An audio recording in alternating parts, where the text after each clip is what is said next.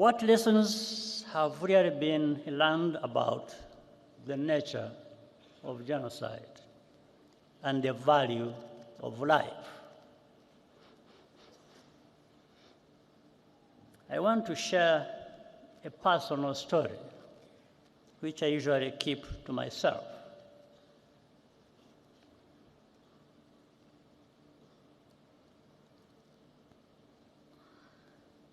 My cousin, in fact, a sister, Florence,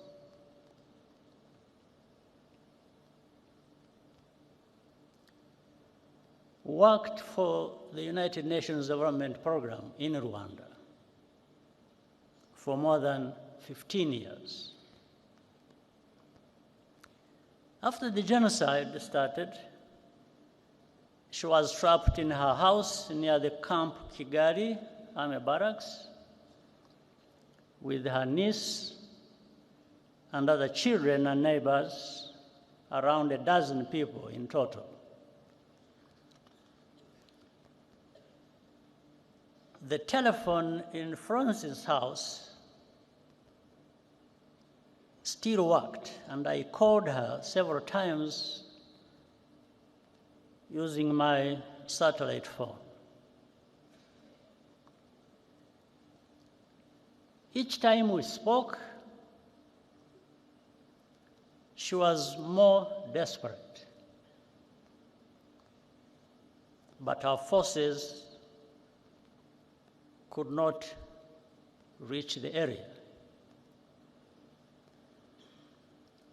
When the commander of the UN peacekeeping mission, General Dallaire, visited me where I was in Mulindi,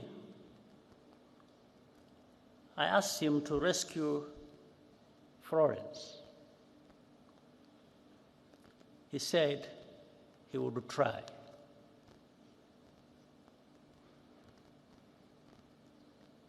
The last time I talked to her, I asked her if anyone had come. She said no, and started crying.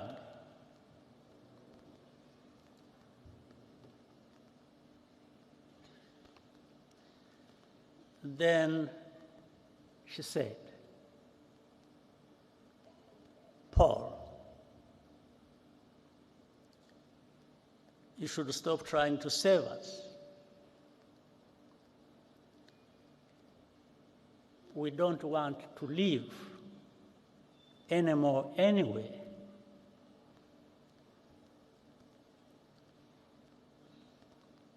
I quickly understood what she was saying, and she hung up.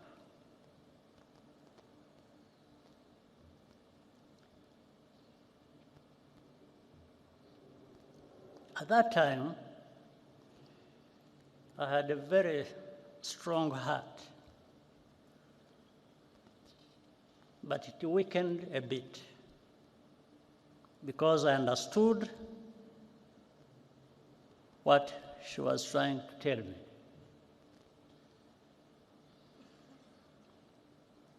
On the morning of May 16th, following a month of torture, they were all killed, except for one niece who managed to escape, and thanks to a good neighbor. It later emerged that a Rwandan working at the UNDP betrayed his Tutsi colleagues to the killers. Witnesses remember him celebrating Florence's murder the night after the attack. He continued his career with the United Nations for many years, even after evidence implicating him emerged. He's still a free man, now living in France.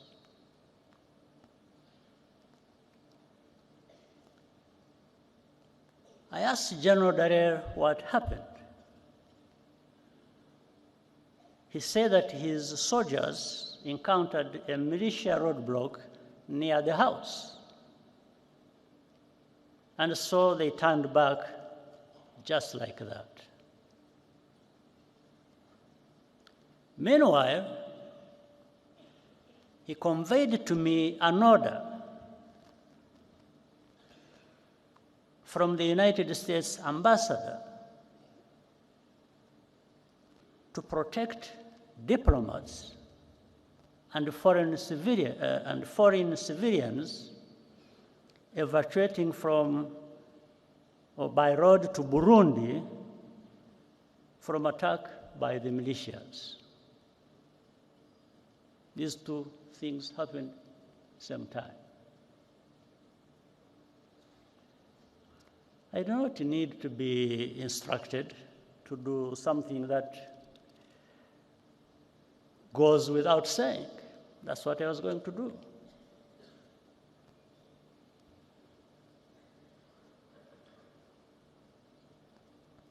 But the militias ran away, or rather peacekeepers ran away from militias,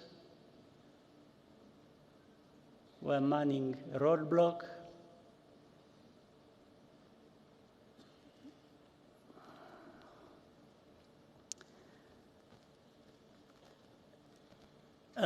I do not blame General Dallaire. He's a good man who did the best that could be done in the worst conditions imaginable, and who has consistently borne witness to the truth despite the personal cost. Nevertheless, in the contrast between the two cases, I took note of the value that is attached to different shades of life.